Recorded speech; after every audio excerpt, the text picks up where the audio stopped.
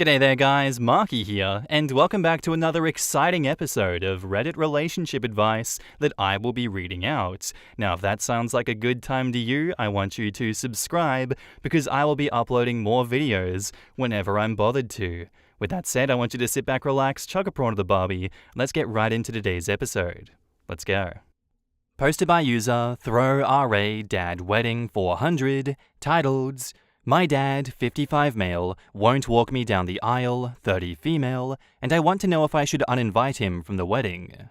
So I'm getting married in about a month to my best friend, 35 male. I did not grow up knowing my dad very well, as him and my mom divorced when I was an infant. He remarried and had several kids with his new wife, who hates my very existence. There was a lot of hurtful things done when I was growing up, like not being allowed in her house when I visited, that led me to be estranged from my father.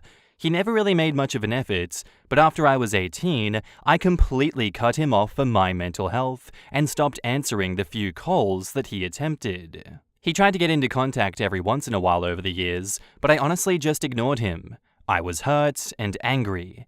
About a year ago, I got back into contact with some extended family on his side and have been forging a good bond with all of them. I invited them all to our wedding and they have been amazing. Eventually, I started speaking with my dad as well back around Christmas, and it was tense at first, but I decided to just give him a chance. We have slowly been getting a semblance of a relationship back, and I saw him in person with my fiancé a couple of months ago. His wife is not pleased at all, and apparently their kids, my half-siblings, all adults, are also upset about it. I think there were threats of divorce, but my dad still decided to go to my wedding. After a ton of thought, I asked my dad if he wanted to walk me down the aisle, as I've been hopeful for a better relationship, but he turned me down. I wouldn't be as upset if he gave me a generic excuse, but he told me that his wife and other daughter requested that he does not walk me down the aisle, as that is reserved for his other daughter, and not me. I am super hurt, and not even sure what to reply with. He offered to stand at the front and give me away instead, but that isn't what I want. My fiancé thinks that we should uninvite him and move on, but I'm not sure if that's the best course of action. He's coming from out of state with the rest of his family, so he already bought a plane ticket and hotel room. Part of me thinks to just politely turn him down, have him as a regular guest, and then just stop talking to him again after the wedding. My mom isn't coming to my wedding because she lives really far away, so I don't really have any other immediate family coming. I'm not sure what the best course of action is, and the wedding is getting super close, so I have to make a decision soon. Edits. Wow, this post is blown up. Thank you all so much for the advice and comforting words. To answer some common questions that I'm seeing, no, his wife and my half-siblings are not attending the wedding. I invited them, but they won't even meet me, let alone go to the wedding. He has 2 sons and a daughter with his new wife, who are all in their 20s. I'm not sure if my dad cheated on my mum with my stepmom, but my mum, through all her faults, never actually said a bad word about him.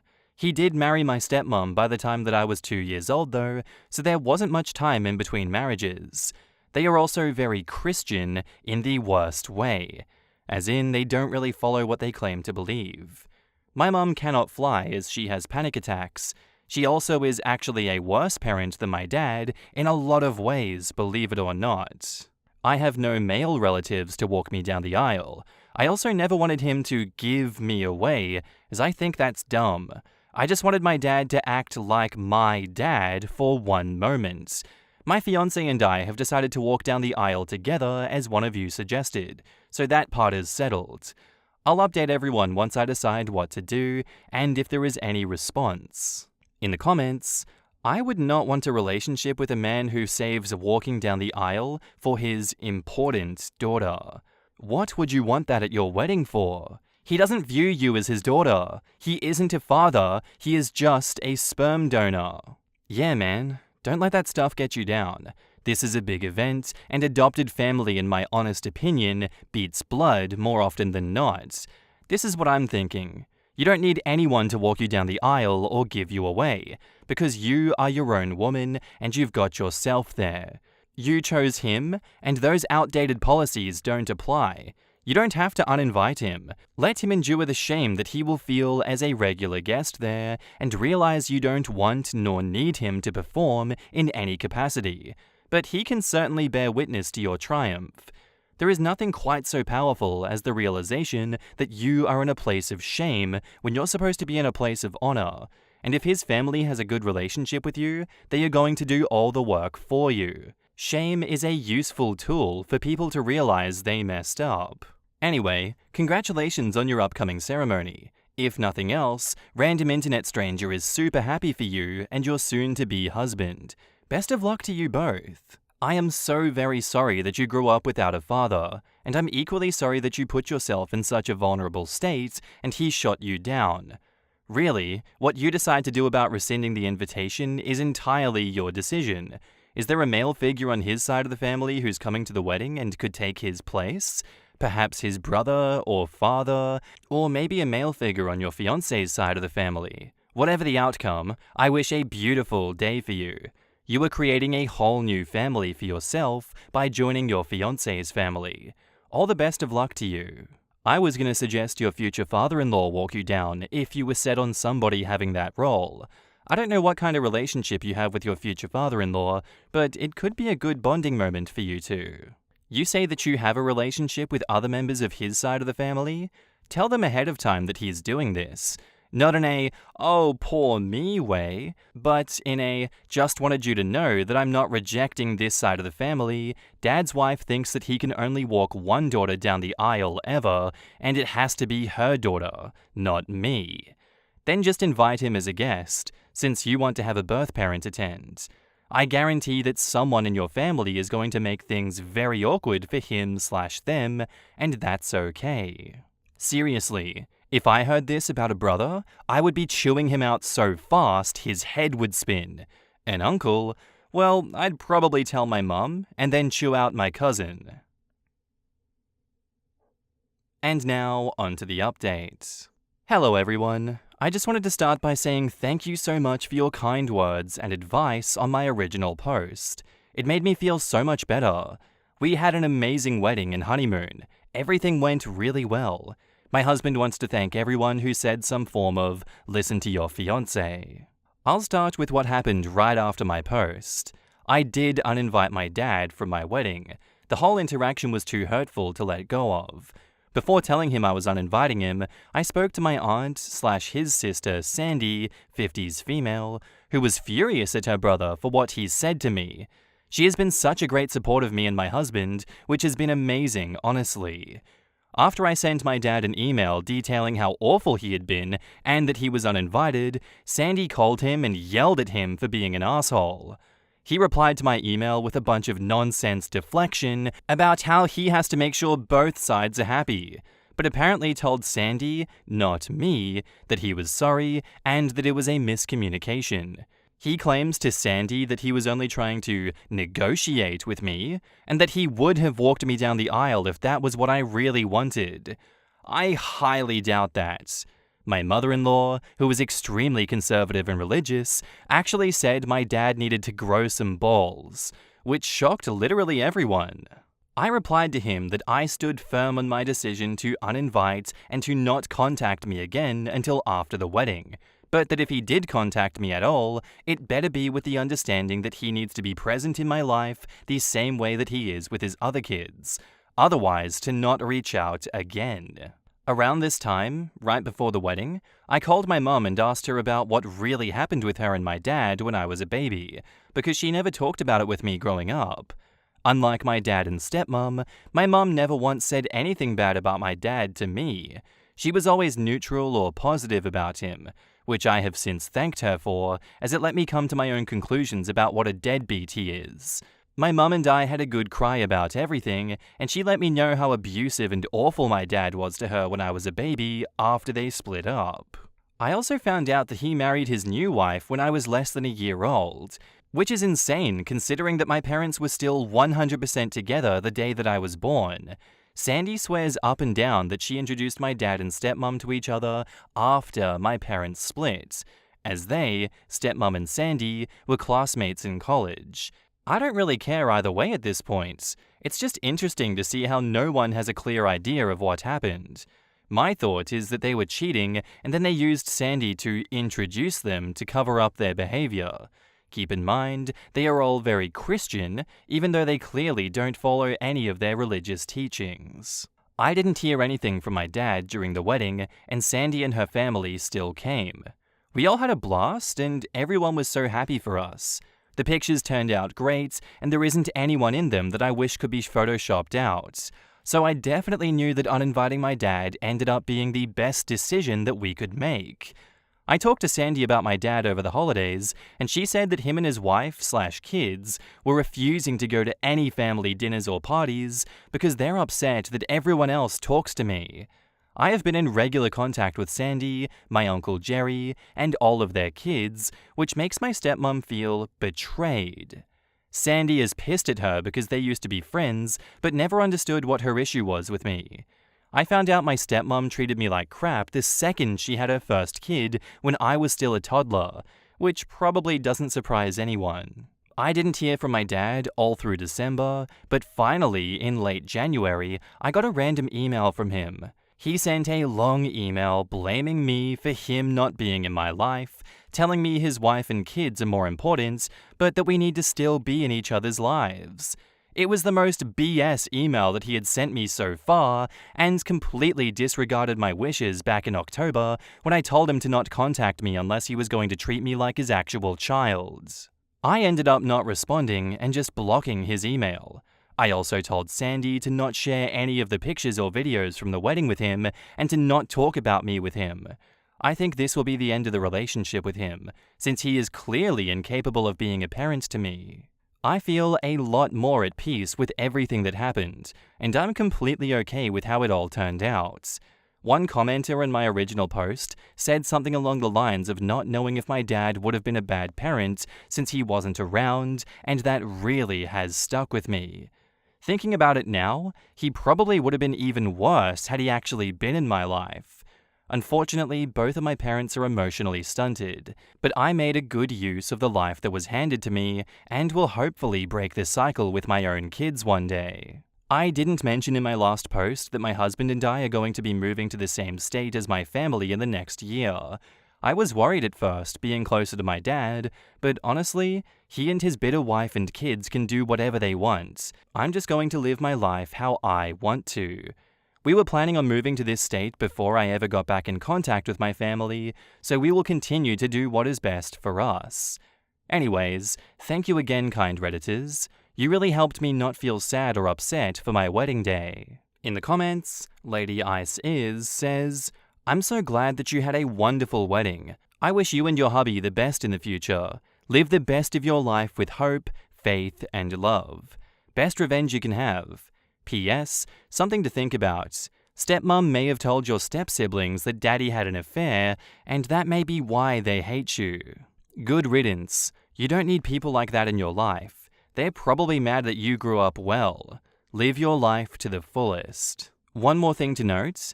If you ever get a chance to speak with your siblings from your stepmonster's marriage, ask them their perspective on this. Ask them what you personally ever did to them and their mother that made them hate you so much that they would be hurt if your father walked you down the aisle or had a healthy relationship. Not being willing to walk your daughter down the aisle because your other daughter is jealous, blaming your child for the problems in the relationship, and you not being there for her entire life?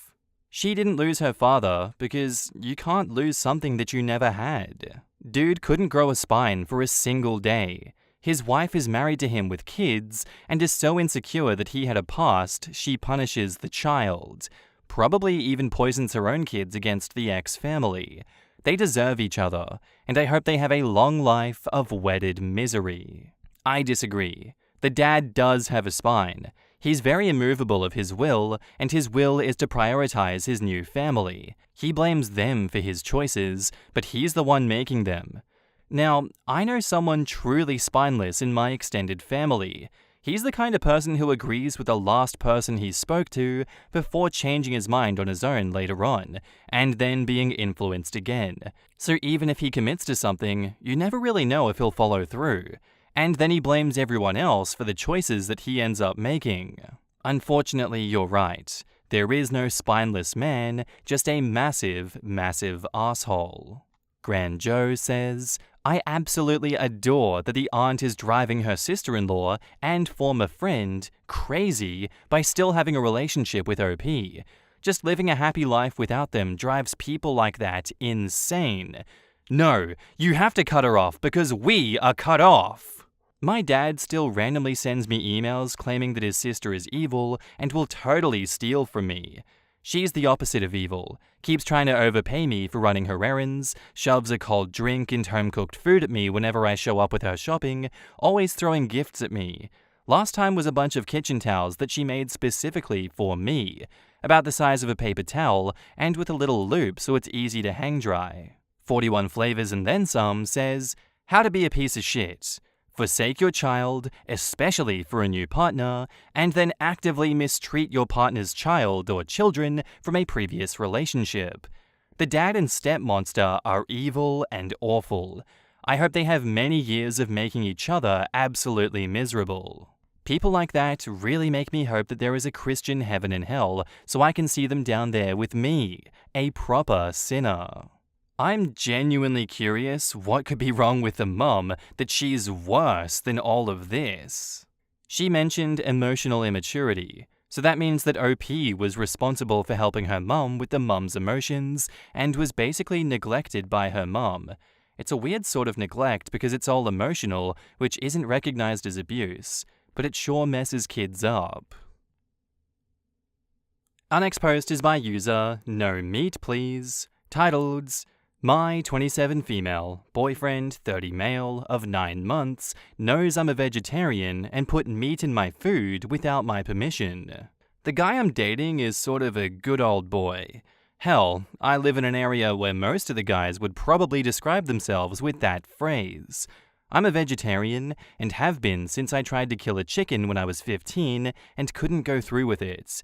I don't mind that other people eat meat, but on a moral level, it is not okay for me.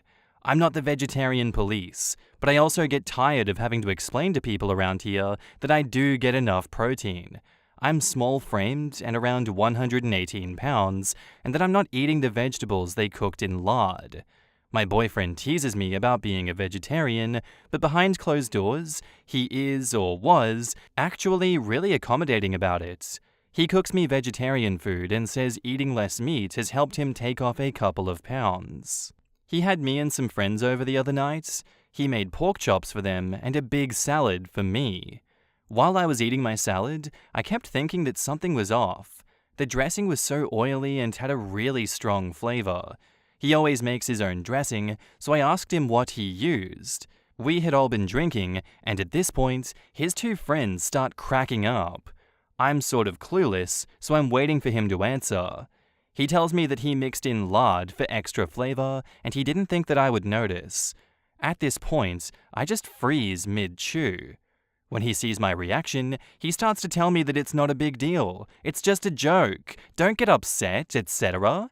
I calmly spit the food into my napkin, place the plate down, and then get up to leave. Everyone's gotten quiet at this point. His friends start apologizing, saying it was their idea, and my boyfriend starts telling me not to go. F that. I don't say a word and just walk home. I know that vegetarians get a bad rap, but believe me when I say that I am not one of those people. I work in a rural community involving agriculture. I would never survive out here if I was. I pack my own lunches for conventions, and I never make a big deal out of it. But having someone that I care about essentially trick me into eating meat without my permission is crossing a huge line for me. I haven't spoken, called or texted to him for 3 days now. He's apologized and sent flowers, but in one of the texts, he told me that I was overreacting, which for me was the deal breaker. My parents really like him, and when I told them what happened, my dad got upset and told me that I'm making too big of a deal out of something silly. He says I'm letting my ridiculous eating habits dictate my life. Reddit, I'm really hurt. I feel like tricking me into eating lard was really cruel, but everyone's attitude here is that I need to get a sense of humor. I'm out of town at a conference, and I'm going to have to discuss this with him when I get back. Am I just being too sensitive? In the comments, Losang Dechen says, "Ew, who puts lard in salad dressing?" And OP replies, "Whoops. After reading through these comments, I believe that it was bacon grease. Apparently I should brush up on this as well, and it's most definitely a southern thing." But anyway, OP, I must ask, how do you go from literally about to kill an animal, why is another curiosity of mine, to not eating meat at all? And OP replies, "One of my best friend's grandfathers had a farm and was a very firm believer in being able to kill what you eat. He felt Americans were becoming too removed from their food. I'm sure he knew that I wouldn't be able to do it. I was a real softie of a kid when it came to all the livestock. We talked about why I couldn't do it, and I cried, but it wasn't too traumatic. He let me buy the chicken off of him too." OP on her vegetarianism says, "Lol, I just finished responding to a comment in a very similar, although not as well put, fashion as this. I very much respect and understand where you're coming from. I also went the ethical vegan route and had a hard time with it. I lost a lot of weight and muscle tone. The compromise, splitting hairs, was to introduce eggs back in, but from selective sources. It made a world of difference in how I felt. Do I still feel a tinge of guilt about it? Sometimes, but I accept it. Also, being vegan in the South is a damn nightmare. It's hard enough talking with people about beef and chicken stock." Mr. Con says, "You'll be reminded of this incident every time he prepares food for you." Holy shit, I didn't even think of that. Wow, I don't think I could ever trust my significant other again in the kitchen. It's not the fact that you're a vegetarian. The problem is that he went behind your back to do something that he knew would upset you. You were not overreacting. He violated your trust big time. I would be pissed too. This is such good advice. Being a vegetarian is actually irrelevant. Her partner deliberately took actions which assault her fundamental principles. That is not a laughing matter. He not only doesn't share her basic ethical values, but is openly hostile towards them. That is exponentially worse. Yup, and it's not like salad dressing would even taste good with lard in it. Ew. Literally the only reason to do it was to trick her into eating meat. I've been vegan for many years. There is literally a way to go without meat and making things that taste cheesy, sometimes almost meaty. There is indeed no reason at all to use lard in a salad dressing. There is no point, and it's not like it's even supposed to be in it to begin with. This guy is an effing joke. I'm not a vegetarian, but I recall when I was a kid and my grandfather kept rabbits. We loved going there so we could play with them. One lunch, my twin brother and I were eating spaghetti and chicken, and they asked us how it was. You can guess the rest. How they laughed and how my twin and I bawled. Your boyfriend intentionally set you up to be a joke to his friends. That would offend me almost as much as the meat feeding. If he doesn't get it, then ask how he would feel if you cut up someone's pet dog and hid it in a sausage. Then again, why waste your time? If you see a future with him, then give him a second chance, but if you're on the fence, roller skate away. Back up to the post, we have an edit. Damn, I did not believe that I would come home to all this feedback. Thank you guys so much for making me feel like less of a crazy. My dad always thought that my vegetarianism was a phase that I would grow out of, but I think he and I are going to have a talk when I get back home. As for the boyfriend, we are also going to have a talk. He's made some other comments that I've let slide, about cyclists in particular, so it's time for me to lay it out there. Another edit, I probably should have mentioned this in the original. I was leaving the following evening for a conference, so I did send him a text when I woke up that I was angry and didn't want to talk until I got back. And now, onto the updates. Well, we had our come to Jesus talk when I got back about what happened. I explained to him how tired I was about defending being a vegetarian to people. It feels like my social identity. Like if someone was trying to describe me to a coworker, they'd say, you know, the vegetarian girl. And I really dislike that because I never bring it up. And when I say defend, I mean you get questions from all over. People seriously take you to task. Shit, one of the commenters on my last thread compared my actions to letting a child starve in a third world country. I've been asked multiple times if swallowing semen is vegetarian, or had some armchair philosopher point out the inconsistencies in my morals. Well, if it's for ethical reasons, you should abstain from all animal products. And as I've gotten older, my defiance flag just isn't flying as high anymore. I don't want to sit down to every lunch with coworkers and hear the bad hunter joke, or have the rude secretary tell me that she just read vegetarianism is usually a cover for an eating disorder. So yeah, I obviously have a chip on my shoulder about all of this. Everything I said above, I laid out to my boyfriend. All of it. He explained that he didn't think the joke would be a big deal because something similar happened at a potluck. One of my friends made a pasta side and used chicken stock. She didn't think about it and I couldn't tell. When she realized later on, I shrugged and told her, sometimes it happens. No reason to be angry with an honest mistake. I was pretty exacerbated by his comparison and explained the difference using all of the examples that you guys raised. Hit very heavy on the respect subject. We argued about this for a bit, and at one point he said, I basically became a vegetarian for you. I bristled up over this comment because I've never asked that of him or anyone that I've ever dated. I also pointed out that he was nowhere near a vegetarian, which was admittedly sort of petty. This went back and forth for a while. Finally, I just threw my hands up and asked why this was such a big deal. Why couldn't we sit down and talk about boundaries and move forward? He said he was worried about the future. He wants marriage, kids, and a stay-at-home mum. His mum told him that I need to eat meat during the pregnancy for the baby to develop properly, and that the kids need to eat meat to grow up big and strong. I just stared at him, mouth open, completely blanked out. He said that he loved me, but that it was time for me to grow up and compromise. Honestly, I didn't know what to say. This was the first time he'd said he loved me, but he was also talking about a future that I didn't remember signing up for. I'm pretty lukewarm on kids, and I definitely have no interest in being a stay-at-home mum. And compromise? What the hell? You can be vegetarian while pregnant and have a perfectly healthy child.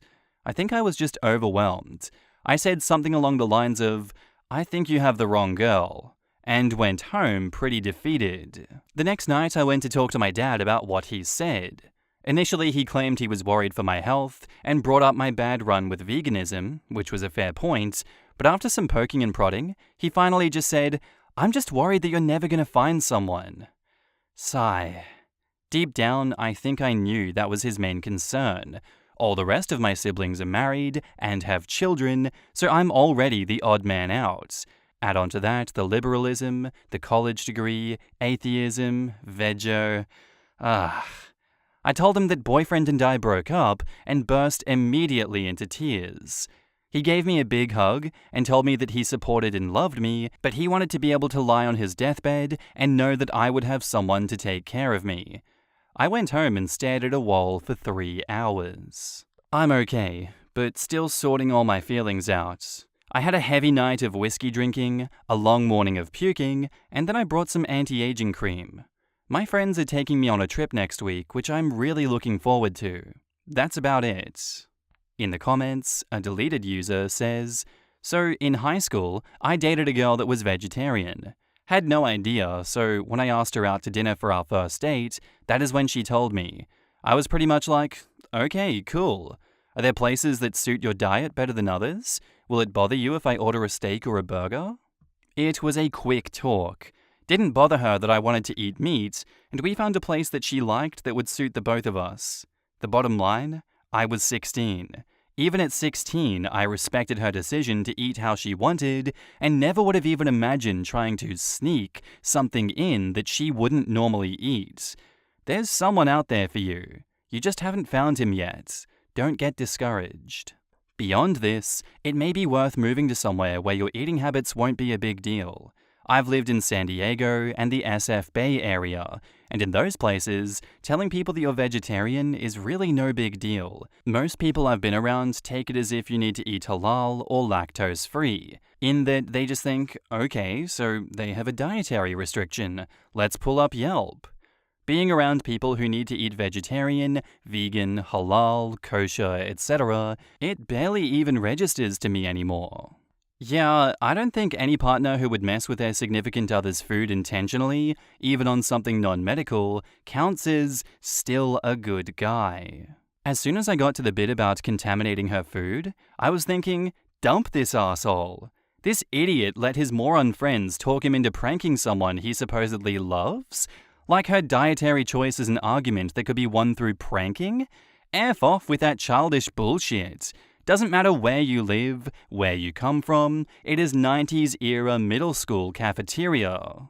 If someone even hinted at messing with my partner's or kids' food, I would make them regret their life choices and cut them out of our lives like the cancer that they are. My wife is vegetarian, and she hates to bring it up because of how people act.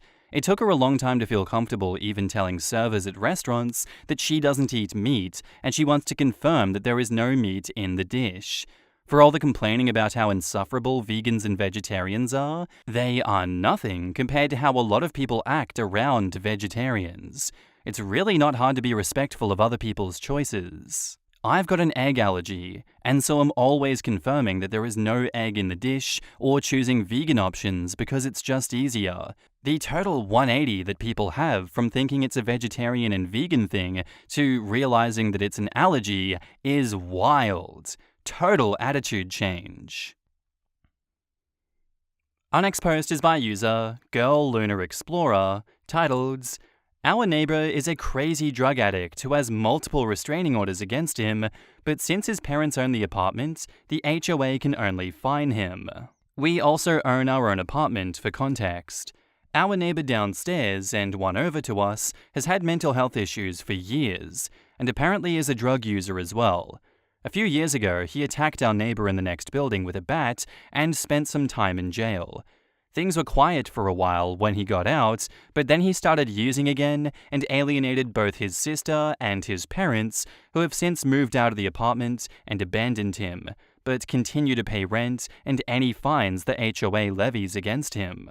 We are all terrified of him. He screams at everyone and bangs his apartment so badly, it makes the whole building shake. There's a text thread between my significant other and I and 3 of our neighbors every time he goes off, where we rotate who calls the police every time he does go off. He screamed at my 4-year-old and made him cry one day, and the other day he screamed at me while I was carrying my 5-month-old. I'm so scared that he's going to attack us or my children. He's surrounded by 2 other families, and they are both scared of him too. We've talked to the HOA repeatedly, but they all say they really can only implement fines on a graduated schedule. So he received a $400 fine yesterday and an $800 fine today, but I get the feeling that his parents will just pay the fine and then be done with it. Is there anything to do? We've contacted the police so many times that it's not even funny. I'd contact a housing lawyer, but I'm not sure they would tell me anything different than the HOA says. We just want him gone. And if he was a renter, he likely would have been. But since his parents are owners, we just feel stuck. Edit, I found this guy's record. He has 5 misdemeanors, 5 felony cases, look like they got dismissed, and 3 domestic violence cases against his sister and parents. I wouldn't be surprised if his parents are terrified of him, but it's not right that he just gets to live here terrorizing us. In the comments, Red Tiber says, "Damn, you are stuck in a rough place. The HOA doesn't have much powers other than fining them.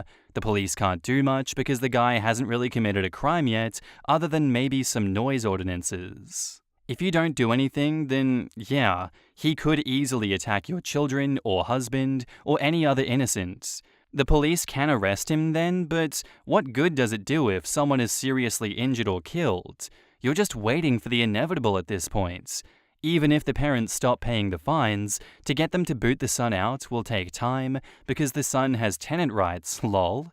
He'll probably get even more unstable during the eviction process. Damn, I don't know what you can do that's legal. I feel terrible for your predicament. Threatening people should mean getting a restraining order ASAP. Then when he violates it, the cops can do something. Nuisance neighbor laws will allow you to sue the owner of the unit individually in small claims courts to either pay a huge amount or remove the tenant. I understand that it's their kid, but losing a few $100,000 is not the same as an HOA fine. If it is well documented, everyone needs to press this at the same time for full effect with separate court dates, so the parents have to have time off work for each one. Basically, every adult member of the household who lives in the condo can sue for the max in small claims courts. If the strongest documentation units go first, it'll be pretty easy to win. Also, the HOA can change the rules, if properly done, to make consecutive fines greater. You haven't yet contacted the parents and legal guardians? I had some friends go through addiction and mental illness in the past. First thing we did was contact their parents. Family support is 100% needed, but also sometimes, sadly, calling the cops is the only thing that you can do. And now, onto the update. Unfortunately, our update is not a positive one. I paid a consultation fee and talked to a lawyer about what our options were in getting our neighbor to stop terrorizing us. That same day, he threw a bag of garbage at another neighbor and then fled. The lawyer said that we could pursue a restraining order, but it's a 50-50 chance that the judge would grant one. Typically, to grant a restraining order, the behavior needs to meet this threshold. Section 527.6b further defines harassment as a course of conduct which would cause a reasonable person to suffer substantial emotional distress and must actually cause substantial emotional distress to the plaintiff. Since my significant other and I only ever experienced verbal harassment, that could qualify under course of conduct, but this interpretation is usually up to the judge. Since our crazy neighbor threw a trash bag at our other neighbor, that could be considered assault, and if it actually hit her, then it's considered battery. She ended up filing a temporary restraining order the next day. Even still, the only way we could have gotten rid of him was if he violated that restraining order and he got arrested for that violation. Otherwise, that restraining order wouldn't do much. The lawyer did say that it's possible to get a restraining order to protect against verbal harassment, so if he had screamed at us again, that might have been a violation of the RO, and thus he could be arrested. With regards to the absentee parents, he said case law was against us, as typically it is very difficult to hold the parents culpable of the actions of an adult child. The HOA is also not on the hook either. He pointed to one case where a woman had spent years putting curses on other people and then went on to have an episode and killed another tenant. The parents of the tenant tried to sue the HOA for not removing the killer, but the court ruled against them, saying that it was not expected that because the lady was crazy that she would also be violent in such a way to end a person's life. So the next day we resolved to file a restraining order, but it turns out that we didn't need one. Over the weekend, someone, likely his parents, called a wellness check on the apartment.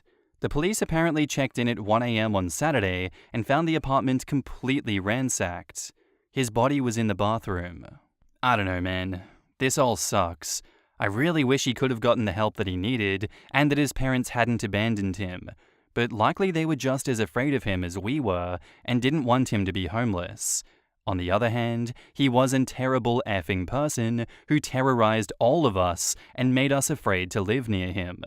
After the news came out, our neighbors downstairs expressed how sad but relieved he was, and I can't help to feel the same way. In the comments, Turbatron says, "I feel bad for his parents. Other than that, I'm glad your issue is resolved. Life isn't always fair. Tragic all around, for you and your neighbors, for his parents and for him. Awful."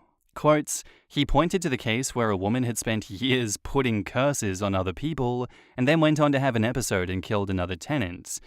Okay, now I'm really interested in this. There's a woman near me who, ironically, lives next door to a church who advertises services like laying or lifting spells on Facebook.